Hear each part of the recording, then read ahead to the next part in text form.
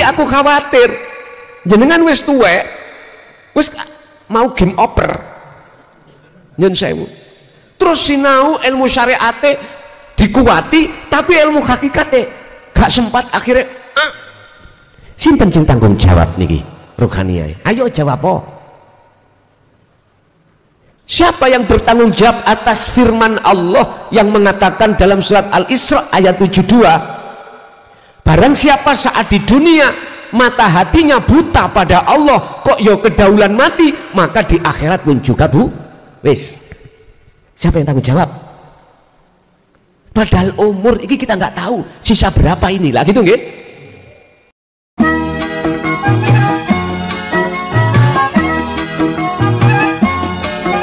Jiwa manusia, takaburia, hasud, sum'ah, istilah lalai kabeh semuanya itu parane sumbere sangka Gusti Allah. Dielingno. Yubayyinu lakum katsiron. Sing sifate Rasul iku menjelaskan terhadapmu katsiron mimma kuntum tufuna minal kitab. Menjelaskan kepadamu banyak hal dari isi kitab yang disembunyikan, yang kamu sembunyikan. Mana kitab yang disembunyikan? Itulah makna hakikat, itulah makna dari sisi tauhid. Ini ayat-ayat yang disembunyikan oleh ahli kitab. Ini saya membahas dari sisi kacamata hakikat lho Pak, mutasyabihatnya ayat, bukan muhakamah. Mumpun ditabrakno muhakamah, nek sampean tabrakno muhakamah, jebule itu nanti menyudutkan orang gak enak, golongan. Nanti golongan ini bisa jadi mereka yang selain agama Islam. Kalau secara hakikat seluruhnya umat beragama apapun, larinya ke situ nanti. Yang Rasul datang ini menjelaskan tentang isi sebenarnya kitab yang disembunyikan. Wa yafu an katsir, dan banyak pula yang dibiarkannya. Apa yang dibiarkan? Sama isi dari kitab yang sebenarnya dari di dalam sir-sir yang disebut daqaiqul asrar.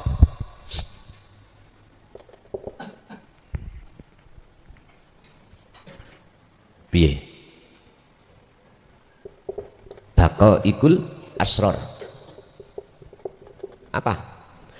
Lembut-lembute ilmu sing paling lembut. Lho ngene lho. Piye? Lembut-lembute ilmu sing paling lembut. Iku maksudnya adalah ilmu yang berkenaan dengan ketuhanan. Daqaiqul asrar, lembut-lembute ilmu yang lembut. Ini dibiarkan, tak dibahas. Contoh ya. Contoh.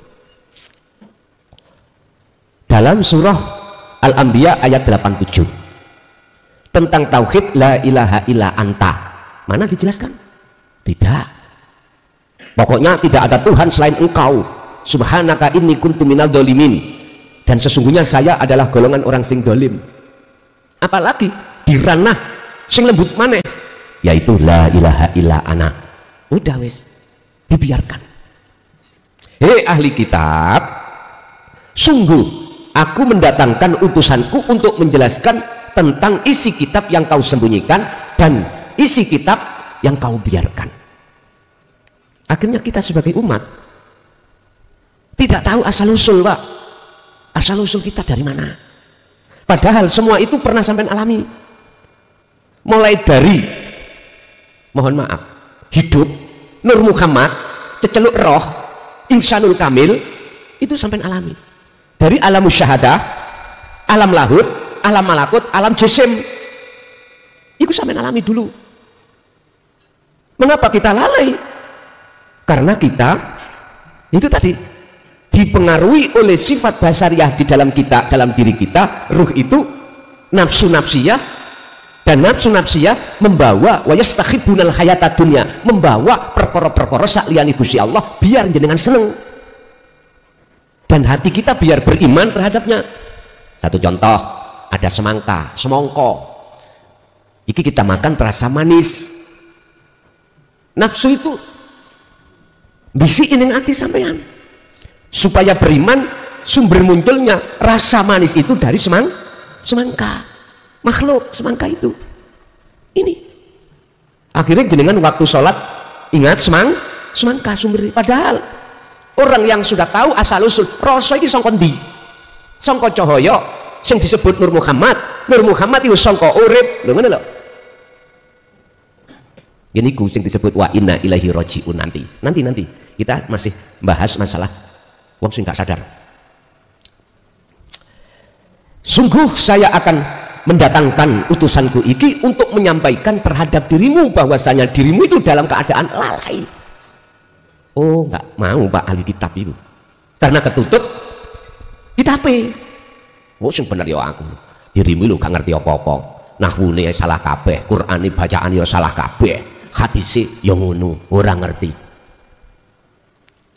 Nggak mau karena merasa di dalam diri kita luwih alim katimbang orang lah. Loh, itu lah takabur akhirnya. Ini kisah nutupi keilmuan, nutupi kita, hati kita pada Allah, akhirnya buta hati kita. Disebut ahli kitab. Kui terima karepmu, gak terima, ya karepmu. Saya hanya menyampaikan saja dan mengingatkan saja sebelum datangnya hari kematianmu sing pasti. Pun, Bapak Ibu hadirin jamaah rahimakumullah. Kita lanjutkan ayatnya. Qad ja'akum minallahi nurun. Wis, mulai mari ngono bahas masalah asal muasal. Temen-temen tekokum ing sira kabeh minallahi saking Allah apa nurun, Nur Muhammad. Bahasa umum Nur Muhammad, nur kang fitrah, nur kang suci. Wa kitabun lan kitab mubinun kang jelasake. Berarti berhujah. Niki sing disebut wali kutub iku mriki. Wali di mana sebagai rujukan oleh beberapa wali dalam zamannya. Disebut wali itu jamak dugi, wali jamak sangka aulia.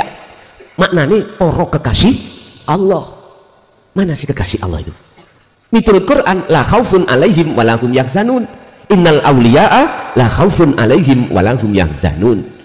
Ya kuwi wong-wong sing atine gak gampang wedi, gelisah, susah dengan apapun. Sebab apa? Sebab dheweke ngerti kabeh paran iku sangka Gusti Allah sumbere, termasuk dirinya.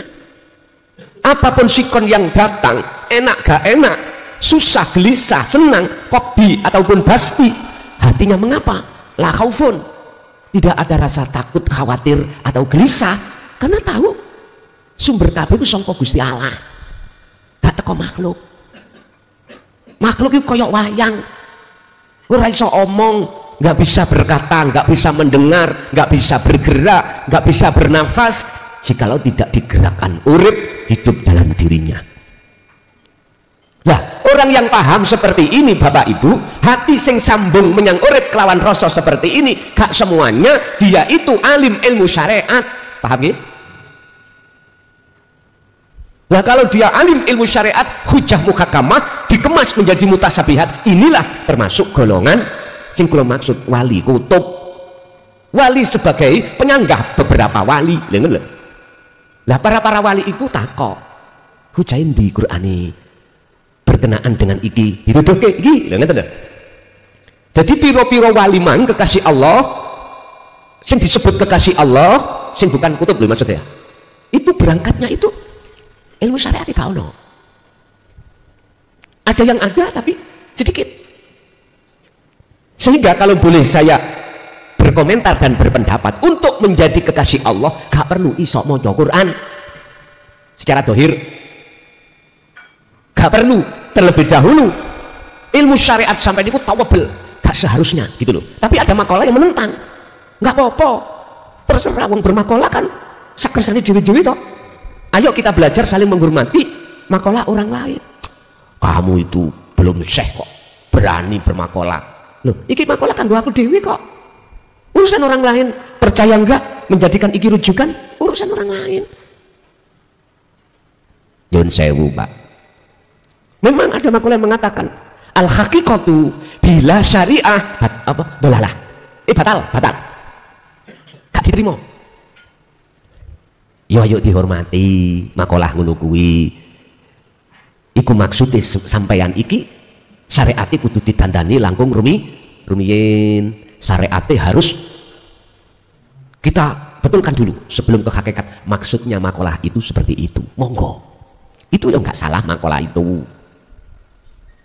Tapi aku khawatir jenengan wis tuwek, wis mau game over nyen sewu, terus sinau ilmu syariatnya dikuati tapi ilmu hakikatnya gak sempat. Akhirnya sinten sing tanggung jawab niki rohaniah? Ayo jawab po.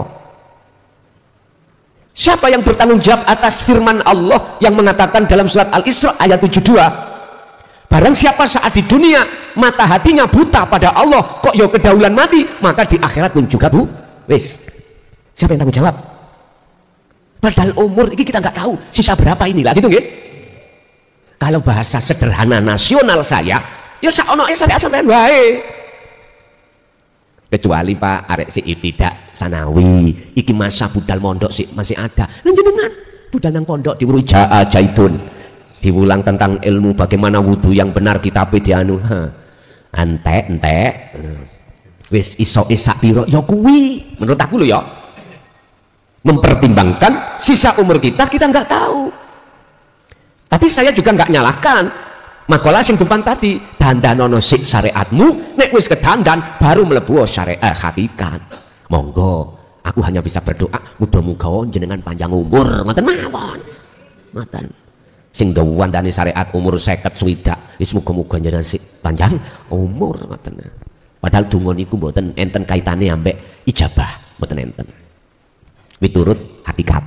Nek menurut syariat yo ngomongin nggih ana hubungane. Nek kata jaluk gak dikekno Allah. Gusti Allah melegi apa piye? Nek gak dijaluk gak diwehi. Pun ngapunten Kang Kathah. Sampeyan syariate iso kuwi ya wis kuwi ae. Menurut saya ya. Sing penting bagaimana wabtaghi fima ataqallah darul akhirah, dandanono negeri akhiratmu. Lha iku. Lah, untuk mendandani membangun negeri akhirat, ruhaniah akhirat itu, ini tidak lepas dari ajaran sangkan paraning dumadi Bapak Ibu. Ning ndi? Ya ibadah macam loro. Ibadah murni ambek gak murni. Ya wis, piye carane berlakunya ibadah murni sak isoke, ibadah sing gak murni sak isoke, ati sampean iku sambung rasa menyang urip, beres wis. Jenengan kali ku lho, meh game oper wisan. Oper apa? Nek oper iku oper bal. Game apa jenenge, Pak? Over nggih. Game over ngoten. Kan kukut to over yo. Game niku lak kukut ngoten. Kukut. Dan sungguh saya Allah itu akan mendatangkan nur ini nanti disebut nur Muhammad, proses kejadian kita. Wa kitabun lan kitab mubinun kang jelasake. Artinya ngomong nur iku ana dasari. Bicara masalah tentang hukum hakikat itu ada hujah, ada dasar dalil. Lha ngoten niki. Jadi lewat isi di dalam kitab itu akan menjelaskan tentang masalah asal usul kejadian kita sebagai manusia. Bihi kelawan kitab Allahu tawi Gusti Allah iku yahdi. Ayat berikut 16 Al-Maidah. Akan memberikan petunjuk terhadap siapa? Man, terhadap orang ittaba'a kang manut sapa man. Manut sapa? Ridwanahu ing ridani Allah. Apa sih ridwanahu itu? Dikai takdir gak enak, anti gak susah. Dikasih takdir enak, yuk gak kesenangan. Artinya landai-landai saja. Karena apa? Karena dia memandang yang memberikan, bukan memandang perkara yang diberikan. Memandang Allah, tidak memandang makhluknya. Iku maksud ayat ridwanahu. Akhirnya disebut subulas salam, jalan keselamatan. Ya ini jalan keselamatan.